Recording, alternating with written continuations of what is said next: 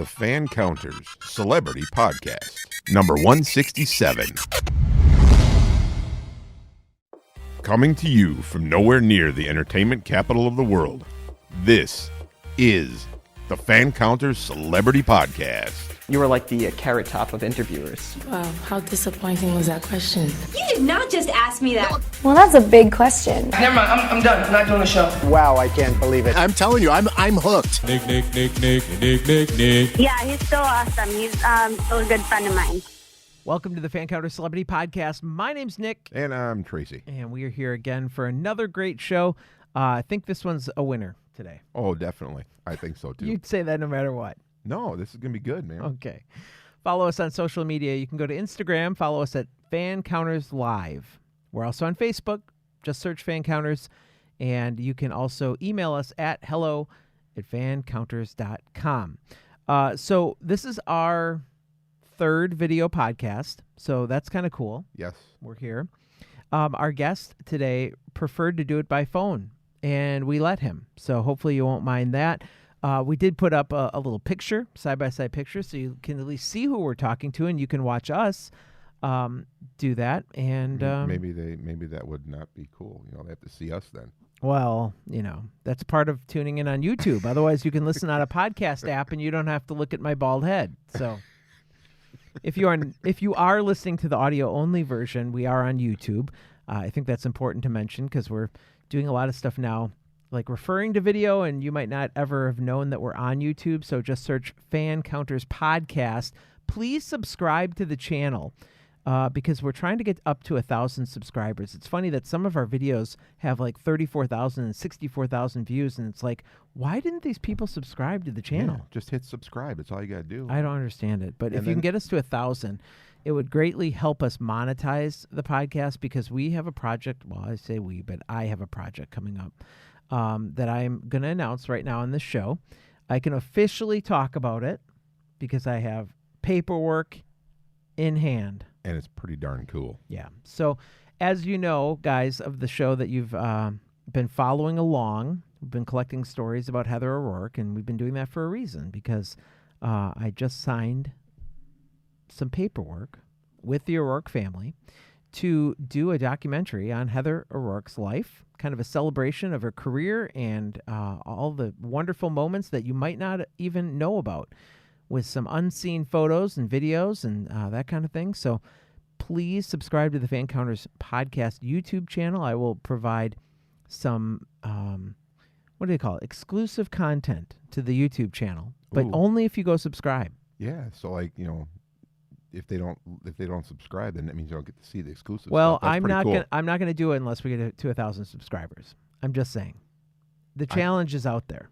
That's a good challenge. Will you accept the challenge? Yeah. Will you hit the subscribe button? Because if I can get to 1,000 subscribers, I'll update you along the way of the making of this film.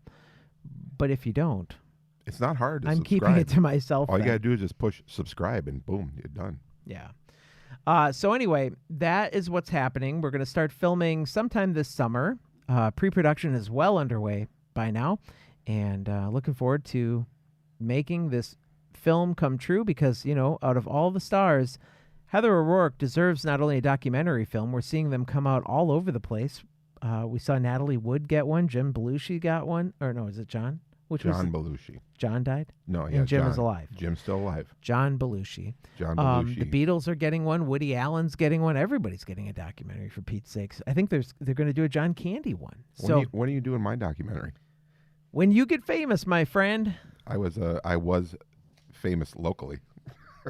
Wah, wah. Nobody cares. Exactly. Someone who we do care about is on the podcast this week, and his name is Steve Bluestein. He's a comedian, he's a writer, and he's got 3 wonderful books that he's got out on Amazon. I encourage you to go purchase them. The first one is called Memoir of a Nobody, but this man is anything but a nobody with his stories that he has of his career. He's also got Take My Prostate Please. I'm sure that's a comedic look into, and I was going to ask him that, but he kind of kept going on and on. But I'm sure it's a comedic look at having prostate cancer and how to get through that. And then his newest book is not a funny book. It's not funny. No. Point of Pines is the new book, and it's about growing up with a dysfunctional family. A lot of us have had dysfunction in one way or another in our family. I think you're lying if you say everything was perfect all the time. And he documents his struggle and his overcoming that dysfunctional family. Steve Bluestein, you might remember from the Brady Bunch Variety Hour, that 1970s television show that brought the Brady Bunch in a new format, in a element where they brought together other TV shows like Good Times. They had a swimming pool on that set. They had dancers. Robert Reed was lip syncing to not his voice on that show. He was actually lip syncing. Okay. Well, he had to have been, because if you watch episode 2 on YouTube, yeah, he's not singing the song with Florence, because as soon as the song starts, his lips don't even match up. The voice is different. I don't know who they hired and said, "Oh yeah, that sounds good enough." It was lag time. That's what it was. Yeah, it doesn't sound good enough. So anyway, any comments on the Brady Bunch? Oh man, the Brady Bunch! I used to watch it all the time as a kid, and it was awesome. And my favorite episodes were the Marcia. Yeah. Or else the, oh my nose! Remember when she got her face bashed in with a football? I do remember. I watched it in reruns, however, in like the late 80s. Oh yeah, because you're a lot younger than me. Yeah. But I was always more into Jan than Marcia. You like Jan? Yeah. Really? Yes. Why not? Marcia was hotter. Well, we're going to talk about the Brady kids to start out the show today, and then we're going to move into some stories about Barry Manilow, Donna Summer, and Candid Camera. We've got all of that coming up right now on the Fancounters Celebrity Podcast.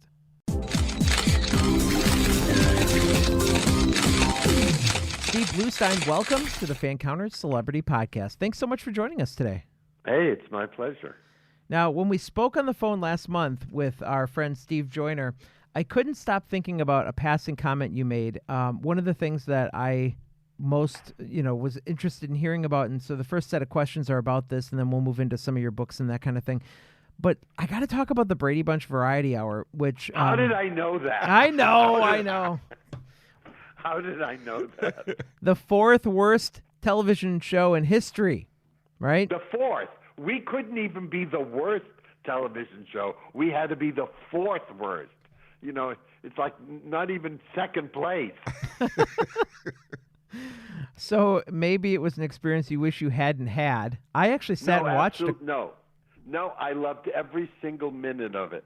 It was, first of all the writers were stoned all the time. That was number one. And I got, Florence Henderson and I had the same manager.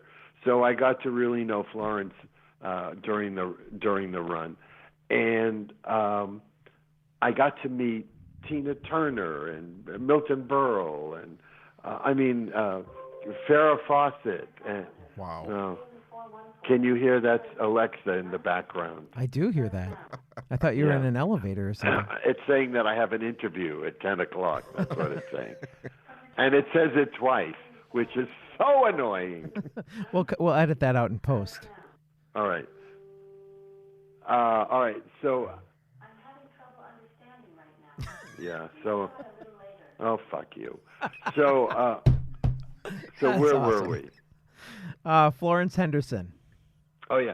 So Florence and I had the same manager, and we got to really know each other, and it was an incredible experience.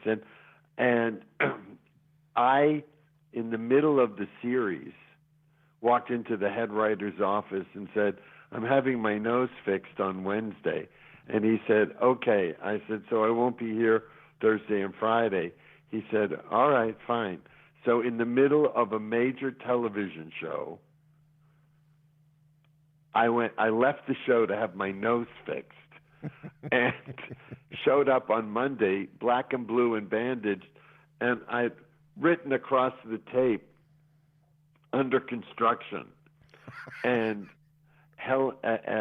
Florence thought that was hilarious. And for the next 20 years, every time we meet, she'd say, "Hey, under construction." Well, I rewatched some of those episodes last night because I wasn't born then, so I'll date myself a little bit. But I actually thought, because I did watch the Brady Bunch in reruns when I was a kid, it looked like Robert Reed actually enjoyed filming the Variety Hour much more than he actually liked filming the Brady Bunch sitcom. Was that sort of No, true? I don't think so. Really? Robert was an absolute pro, did whatever he was asked, but he was so out of his element. He couldn't sing or dance, and so. But I guess he was being paid a hell of a lot of money, so he did it. But he was a serious actor. He was a studio actor, and he was not happy that his legacy was the Brady Bunch. I have to tell you. I can understand that. Yeah, but see, he was so he was a real professional from what I've read in history about him and stuff. Well, and he was a professional on the show. I mean, literally, we'd say, Bob, you're going to be hung by a balloon over a swimming pool covered in ducks, and he'd go, okay. It's what I'm saying. He never once said, I'm not doing that. He was always quite wonderful. That's cool. And I got to go right away to Jan. Poor Jan. I want to ask a question about the very first episode, which I watched last night, and I did notice from the beginning of that episode, she was given more lines than the other girls. And was that kind of a push to make her acceptable to the audience? I don't think it was a conscious effort. I think it was probably just a way to introduce her to the audience. The original Jan had some success as an actress. She was in a TV movie about a teenage hooker, and she had a lot of heat around her at that time, and her agents didn't want her to do the Brady Bunch, so they had to replace her with what they call fake Jan. Right. Did the other, I call them kids, but they were not kids anymore, were they accepting of this new Jan? Oh yeah, absolutely. There wasn't even a question that she was anything but accepted into the group, and still is to this day, I think. Well, that's a good thing. At least she's not like an outcast, like you sub for something. Oh no, she was totally accepted from day one. When you think of it, the Bradys were pretty close to America's first reality TV show. Would you agree with that? No, not at all. It was a scripted show, much more than a reality show's are scripted, but it's a different format. This was strictly sitcom and had nothing to do with reality. Okay. No, it just seemed like it was fantasy. It was all fantasy. It was the idealization of an American family. That's what. Yeah. Okay. That's what I was. Yeah. Well, because they were playing their characters on a show in which it didn't really make sense when you look at the Brady Bunch for them to have gone on to host a reality, or this kind of bit show that it was with all the different acts and that kind of thing in the skits. It just kind of didn't make sense. Well, they being Sherman Schwartz was going to get every ounce of money out of that concept that he could, and the variety was the next step. Do you know what I mean? Yeah. Well, look, they just had a Brady Bunch house renovation on HGTV. Did you love that? Watching that? Yeah. Oh, yeah. I watched it. Did you love it? I didn't watch it. Okay. I thought it was ridiculous. I want to go in that house now, though. Well, the house is in Studio City, I believe. Yeah, I've been by it there. on the outside. Not since really? Not since the renovation, but yeah, that was like when I first went to California in, I don't know, 2008 or something like that. That was the first stop I made, was the Brady house on Dilling Street. Oh, that's just so bizarre to me. It's because it's like where I work. It'd be like, if I was a carpenter and you drove by the shop. Did you start singing the theme song? No, and I didn't even get out of the car, but I took pictures. Oh, okay. Do you know how annoying that is to the people? I'm sure it is, because I'm sure I'm one because of. you're not the only one who did it. You know, I'm sure that it happened 20 times a day. And, it's very funny. When you're in show business and you're so, out there in front of the public, when you're not in show business, when you're not on, working, you want complete privacy. Right. And the house that I just bought is like a fortress. It's behind gates, behind a moat, behind a wall with glass in the top, and you can't see the house from the street. And it was not a choice. You know what I mean? I didn't go out and say, I want to buy a house it was just, this was the house that sang to me when I saw it. And then afterwards I realized, oh my God, I bought a fortress. And then in the moat, he has piranhas and alligators he doesn't tell you about. Alligators, right. It's very funny. You did mention the writers were impaired on the show. There's a lot of speculation that Maureen McCormick was high during the filming of the show. Based on my research, I never saw that. Okay. And I'll be quite. She was dingy, but I never once suspected that Maureen was on anything during the tapings. Okay. In rehearsals, I can honestly say that. Well, I love the Brady Bunch, and yeah, I always will. Christopher Knight was on the show last year, and just always a fan of that show. Yeah, always will be. See, I came from a dysfunctional family. Okay. So, I could not relate to the Brady Bunch. The people I related, the families I related to, were the Munsters and the Addams family. Oh, those were the Brady Bunch. Father Knows Best. The Cowsills. The other show with Shirley. Oh God, my name! I can't remember anybody's name anymore. The Partridge Family. Okay. Mm-hmm. Yeah. I just could not. I couldn't relate to those shows. I couldn't watch them, and then I ended up writing them, which was hilarious. That's awesome. As a comedian, you worked with some of the greatest entertainers of all time, and in your book, Memoirs of a Nobody, you started writing about backstage stories you encountered with stars like Donna Summer, Barry Manilow, Kenny Loggins, Frankie Valli, and the list goes on and on. What backstage stories do you have that would surprise us?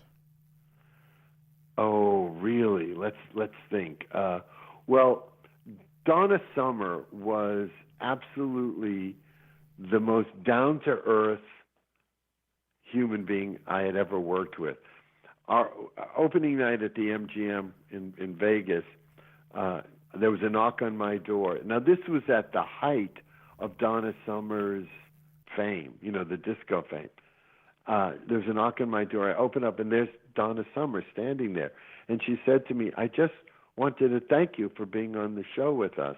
We're really going to have fun this week. And we did.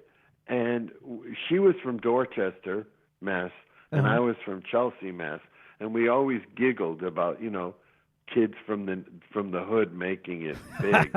From the hood. And she was just lovely. She was just a lovely human being.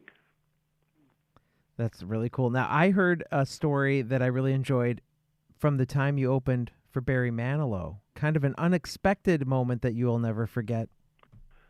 Well, that's very true. On the opening night, it was the opening night at the Riviera, and the entire press had been there from all over the world. I mean, literally, it was an international event.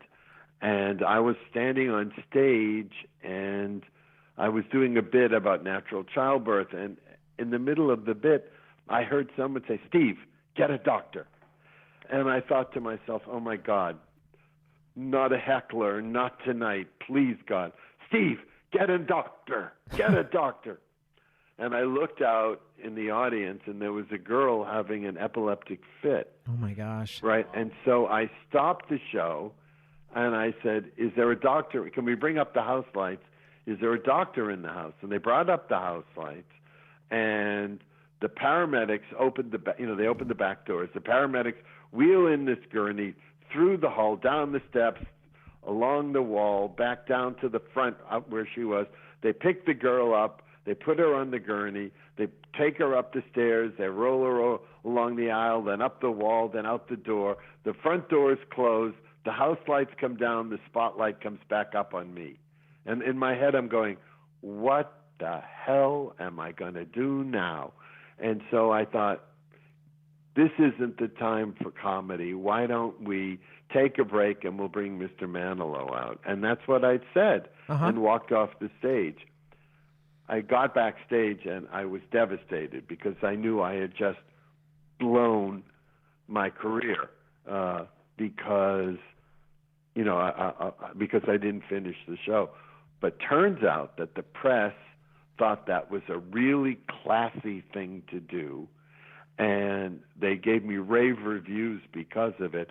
And then I was flown to Philadelphia to do the Mike Douglas show because one of the press people was doing the Mike Douglas show, and she asked to have me on with her. So it was really quite a night, one I'll never forget. Well, you were just being human. I mean, human concern is to stop the show and get this person help. So. Well, the funny thing was, the very next day, I was walking through the casino, and this girl runs up to me, and she says, "Hi, remember me? I didn't take my medication, and I passed out at your show last night." Wow. And I said, "Yes, I remember you." And she said, "I'm coming again tonight." And I took her hands and I said, "Take your medicine." Oh my gosh. What a chance meeting of that. Yeah, really. Well, getting a career in comedy, I think, has to be a lot harder now than it was for you, only because the internet has opened up the availability for everybody to be seen, and anybody has a chance to go viral. That's kind of what I'm thinking as far as that goes. How did you find your way into the industry where you were opening up for major musical acts?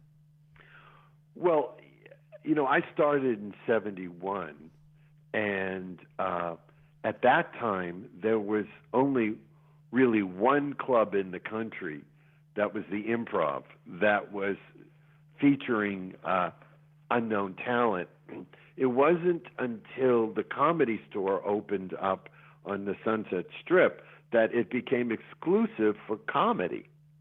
And I was brought to the Comedy Store by Dave Madden, who was Reuben on the Partridge Family. He heard me making people laugh around the pool and thought I was talented, and so he brought me to the Comedy Store. And I became one of the original group of about 20 or 30 comedians. Today there's 20 or 30,000 comedians, but back then there were only 20 or 30 comedians who were creating what is now the comedy club industry. Mitzi Shore created a club that every other club in the country based theirs on, and I was seen in that club and signed to ICM, which was a large agency, and because of that, I became an opening act. Today, there's so many people who say they're comedians that it's lessened the impact. It's lessened the importance. I used to say my cleaning woman can do 20 minutes. Everybody says they're a comedian, which is part of the reason why I stopped doing it, because the quality of the acts became watered down. It used to be a craft where we would work at it, constantly carrying a pencil and a paper with us and writing down jokes and, working on materials. And now it's just a way to be seen, and it's no longer a craft. I mean, there are some really good comics out there, but there are some really bad ones. And bad ones who get their own specials, and then that, perpetuates the lowering of the standard. It's really unfortunate. I've seen it come full circle.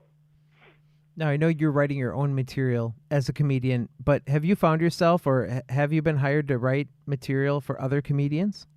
Oh, absolutely. I wrote for Joan Rivers. I wrote for Liz Torres, Roz Kind. And then, we always would, amongst each other, Skip Adada use material I had given him. We always write for, always exchange jokes. Okay. Do it to this day. Okay. In your opinion, who was the best artist you got an opportunity to open up for? Oh, that's a great question. The best artist. Well, it's a toss-up between Kenny Loggins and Barry Manilow. Kenny, the music was incredible. Barry's showmanship was incredible. The pace of the show, the choreography, the music was, you cannot beat. You couldn't beat it. It was just, great. That's pretty cool. My mom will be happy to hear that. She's a Barry Manilow fan. Oh, yeah. A Fanilo, I think they're called. Yes. I saw him in or Vegas. Manilow. Did you? Fanilo, Fanilo. Besides opening up for him, have you ever gone to just see him? No. All righty then. On to the next question. For me to go see a show is like, a doctor, healing patients on his day off. You know what I mean? It's like, I just don't want, that's what I do for a living. I don't want to go do it on my time off. People like my family didn't understand, like when I was not working, why I wouldn't want to get on a plane and fly to Florida to see them. Because I had been on a plane every day, 2 weeks that year. Right. And the last thing I wanted to do on my time off was to get on another plane. So the last thing I wanted to do was see another show when I wasn't working. Okay.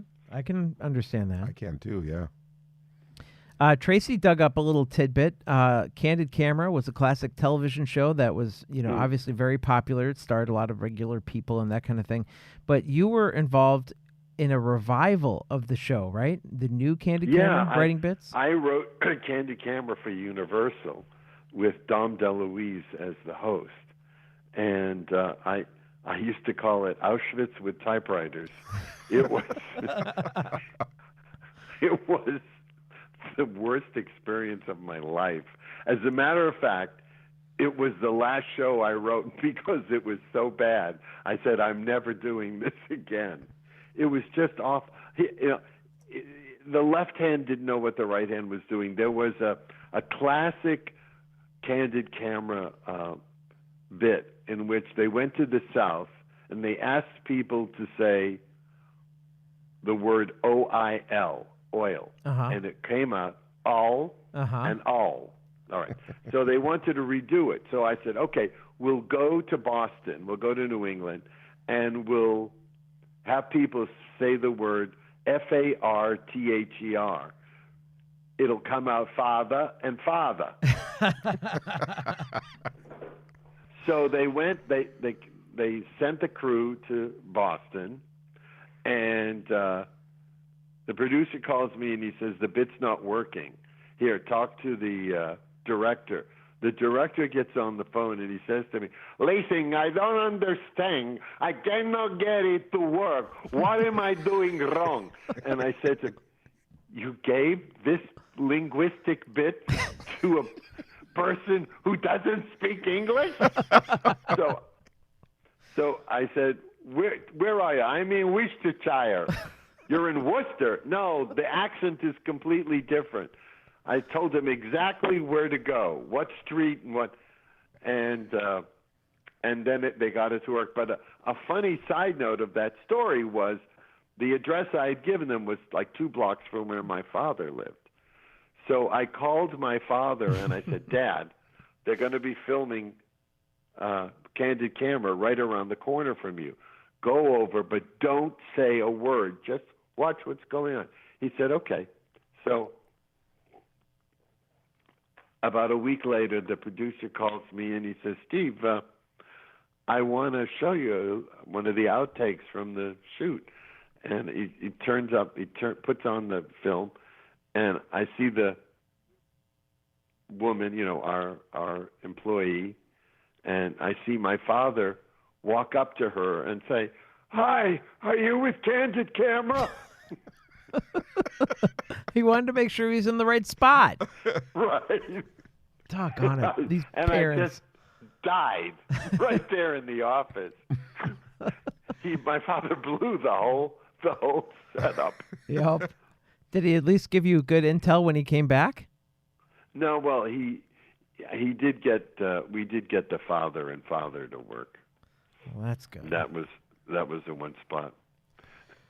So after writing for TV, you went on to write several plays and then went on to write some books. Is there one Right. format that requires more effort than each other? No, they're both equally time intensive.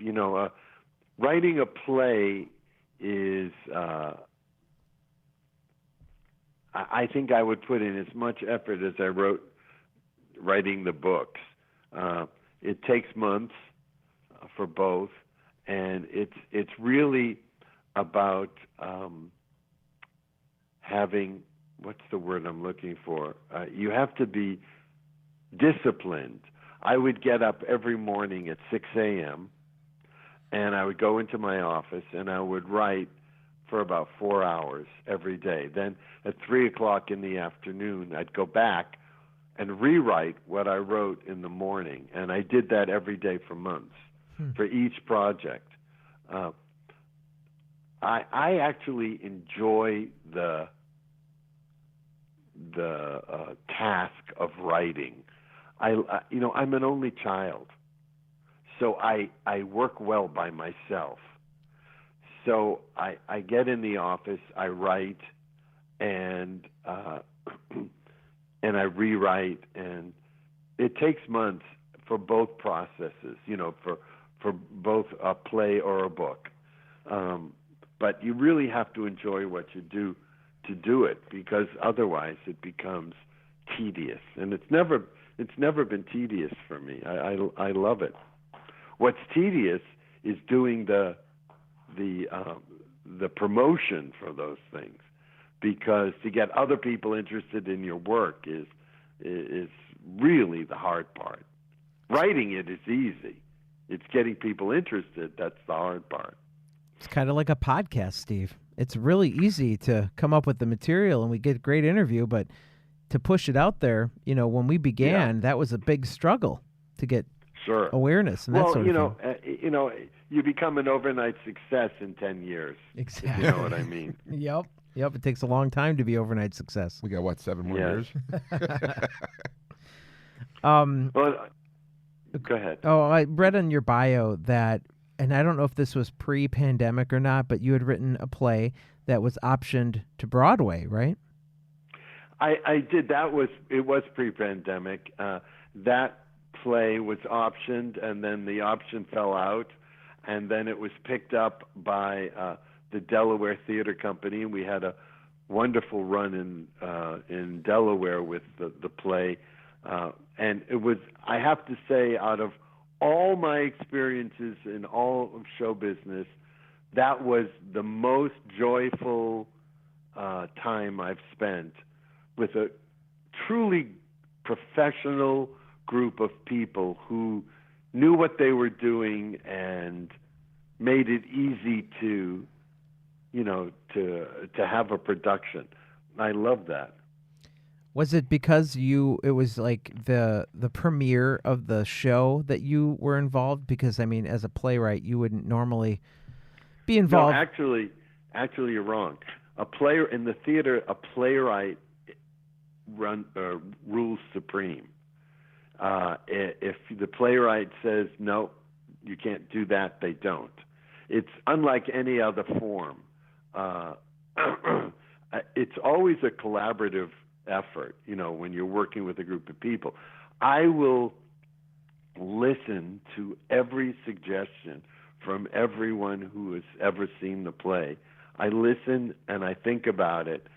If I think they had a great idea, I use it. If not, I just say thank you. As a matter of fact, I did a staged reading once, and this little old lady who's not in show business came up to me and she said, "You know what would be nice if they did," and then she told me what she thought. And I looked at her and I said, "You're absolutely right." And that suggestion really kind of put a button on the end of the play. Wow. And it's, you have to be open to take suggestions. And I am. I will. But I have a vision. I know exactly what I want. If your suggestion falls within the parameters of my vision, I'm certainly happy to use your suggestion. That's pretty cool. Yeah. Yeah. So you are listed as a founding member of the Groundlings Theater. How did this opportunity come for you? Well, show business is incestuous, as they say. I mentioned that I was one of the original people at the Comedy Store. The Comedy Store had an improv group called the Comedy Store Players. I was one of the 4 Comedy Store Players. The cast changed over the years, but at one period, I was one of the members. One of the other members at that time was Gary Austin. And I said to him, I really would like to join a workshop, to keep my chops up. And he said, well, I'm starting a workshop. And I said, can I join? He said, absolutely. So I joined Gary Austin's original workshop, who also included Cindy Williams and Terry Garr, Randy Kirby. Just trying to think who else was in there. Lorraine Newman. Wow. We were all and that workshop became the Groundlings. Okay. And I was in the very first show that the Groundlings put on, and it was magic time. It was really magic time, because the Groundlings have become a factory for comic talent. I mean, every major Saturday Night Live performer is coming out of the Groundlings as the same as Second City. These two are the force behind improv actors today. Wow. Do you prefer the theater and the improv and that kind of thing over the fact that and I have a really funny project coming up that I heard that you wrote for, but like writing, is it more pressure to do television writing because you're kind of on a deadline, you kind of have to come up with stuff spur of the moment if it's not working, versus theater, you're really kind of crafting it over time and you get to test it out, a little bit easier? What do you think? Yeah, television is very a lot of pressure and not so much fun as writing for the theater, because you have a deadline, and usually when you're on a television show, you're writing with a large group of people, and everyone is fighting to get their material into the final draft. Mm-hmm. So it's not a collaborative effort most times. Let me say, on the shows that I was working on, it wasn't a collaborative effort. It may have changed now. I think the good shows, there's some wonderful writing coming out, right now. But like I said, I'm an only child. Yeah. So I prefer to work alone. my tools, my toys. What show are you enjoying right now that you think has really good writing? It's mostly cable stuff. I just finished. I can't. My memory is so bad now. That's okay. That I can't.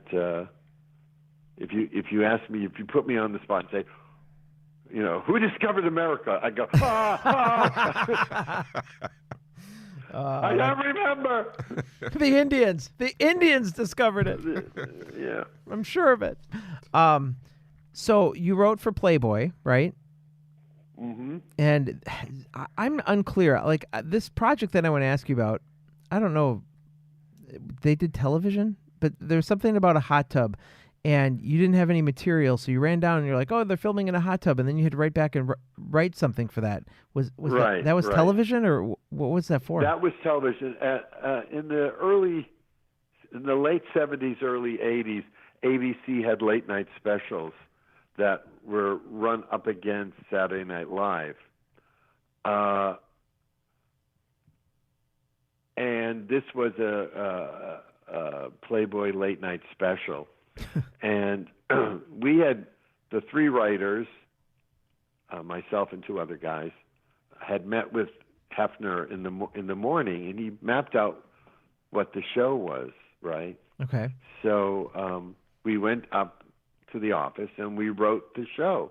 And we met with him at 9:00 at night. And he read the draft and he said, "No, you know what? I have a whole new idea of what I want."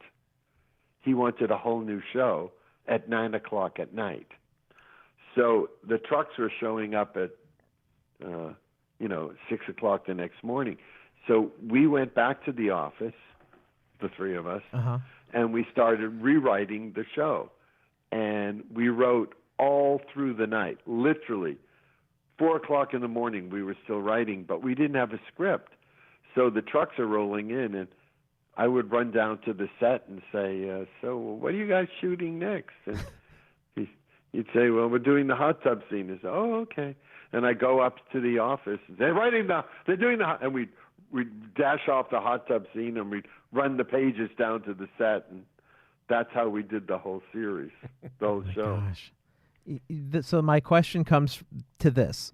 How did the actors, I guess I call them actors, how do they know what to be prepared for? I mean, they have no time to learn any lines? It wasn't a scripted show. It was more of a variety show. So it was people doing their acts. It was only the lead-ins that needed to know what was going on. Hefner was the MC, and he was introducing the different acts. Okay. All right. So you're trying to punch him up a little bit. Yeah.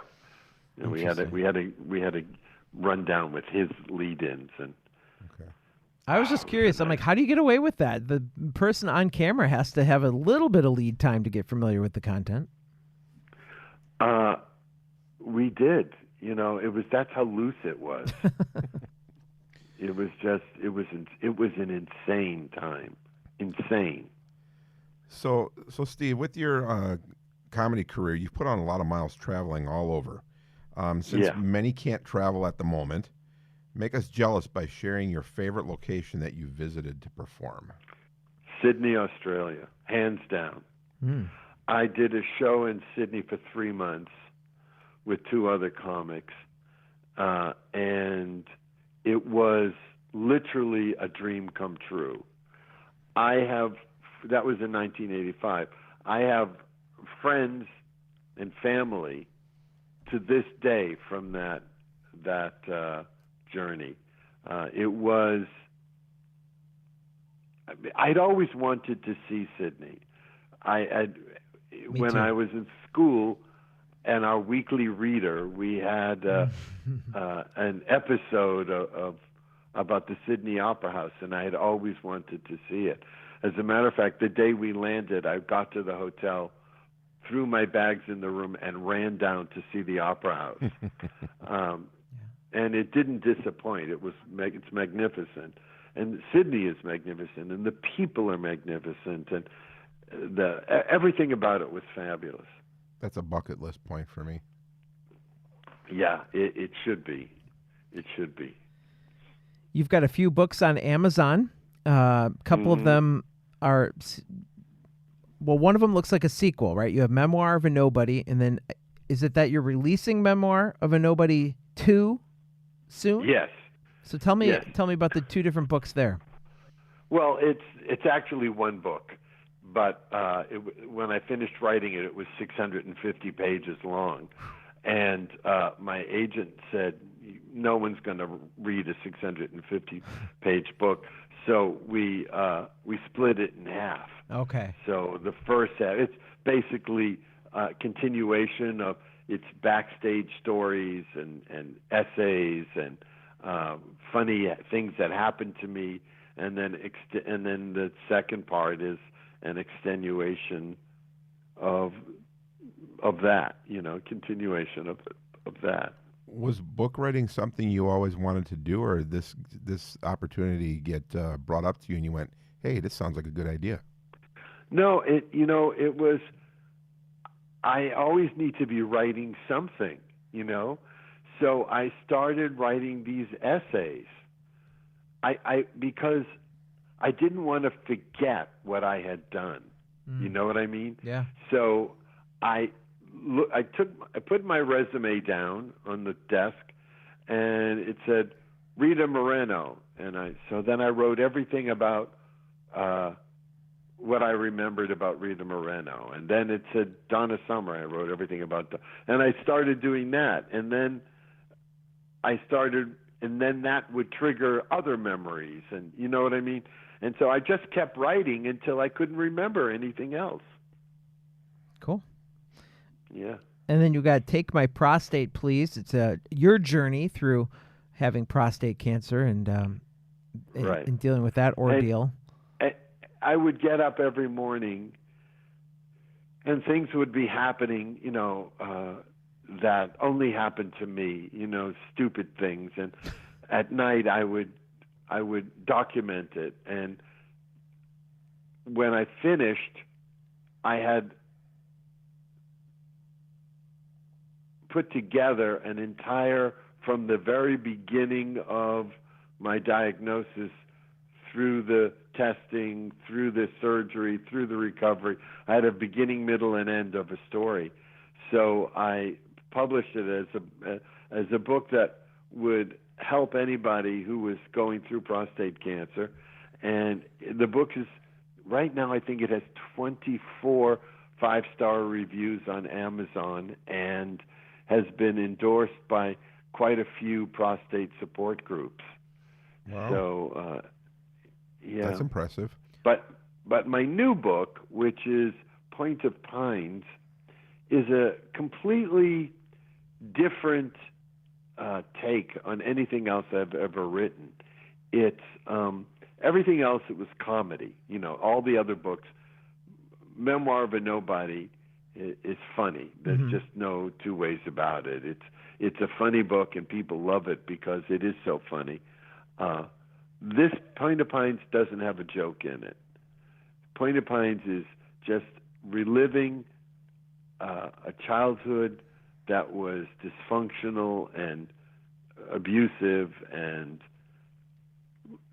telling how you survived such a childhood with the love of people who aren't related to you. And those people lived in a city called the Point of Pines. And I told that story, and that book's out about a month now. It has, I think, 34 5-star reviews on Amazon, and it's being acknowledged by mental health professionals as being important for people who are going through that kind of dysfunctional family stuff. Did you find it hard to write it? I found it freeing to write. Oh, okay. I really did find it freeing. Both my parents are gone. They're dead. When they were alive, and I would say X, Y, and Z happened, they'd say, no, it never happened. We never did that. Well, now that they're gone, I can write my truth without having to answer to anyone. Yeah. Right. And that was very important to me. And I loved writing it because it just flowed out of me. You know what I mean? It just. Yeah. So your dad was part of your pain, but it seems like. Oh yeah, both my parents were. But it seems like you must have made some sort of Closure. Or closure something? to that, Yeah. to have a relationship with him where you can call him up, like you mentioned before with Candid Camera. You know. Oh yeah. Did you heal those absolutely. wounds while they were alive? Yeah, absolutely, I did. I was able to forgive and move on, and we did have a relationship, whatever it was. It was easier to have a relationship with my dad because he was more like I was. You know, he was funny and outgoing. My mother was vindictive and mean-spirited, and toward me. So that was more difficult, but I was able to do that. I was able to forgive and forget as well. I know I can find this answer if I read the book, which I kind of plan to now because it's interesting. But with your mother being, you just used the word mean and vindictive. What happened to make her like that towards her child? I mean, having children, I feel awfully guilty, and they're only 9, but I feel guilty when I have to be really hard on them, and not because maybe I react too quickly, where I don't assess the situation and respond accordingly. But what kind of things made her? Hello? Yep. Are you here? Yeah, I'm here. Oh, so But you dropped off. Oh, I'm sorry. I was just trying to find out with your mom what sort of things made her leave you with the impression of being mean and vindictive. I mean, it's hard to. Oh, do you have 12 hours? Well, I'm going to read the book, but maybe peek into that. What I've learned is that my mother was damaged goods. This will sum it up easily for you. I was sitting in a doctor's office with a friend, and we were talking about things that my mother was doing to me at that time, or things that she'd said to me at that period. Okay. And there was a woman who was sitting across the aisle, across the room from us, and there was a lull in the conversation, and the woman said, I'm sorry, I'm not eavesdropping, but I couldn't help but hear what you were saying.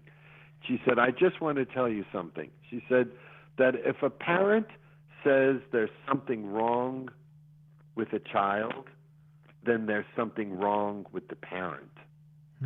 And it was such an eye-opening statement. It literally changed my life, literally, because she was right. There was something wrong with my mother. She had no maternal instincts. Okay. She only cared about herself and how the world reflected to her. You know what I mean? Sure. Yeah. I think we all know somebody like that. So, oh, yeah. And that's hard when the person who you're supposed to get your self-worth from is the person who takes your self-worth away. So, but I was able to understand that she had a problem and that I wasn't the problem. Sure. That it was her problem, and I forgave her. And so that when it came for her, when she became so ill and was fighting for her life, I was the one who became her advocate. Mm-hmm. I was the one who fought for her till the end. Right. And I told her that I forgave her. So nice. I have no regrets in that area at all. That's good. The stories we're talking about is from Point of Pines, a book that you can get now on Amazon, as well as Steve's other books, Memoir of a Nobody and Take My Prostate Please. Steve, it's been a joy. I'm really glad that you decided to join us on the show this week. And it has been. I'm glad you guys asked me. If anybody wants to contact me, they can always reach me through my website, which is Steve Bluestein, .biz, B-I-Z. Perfect. And I'm always open to meeting new folks.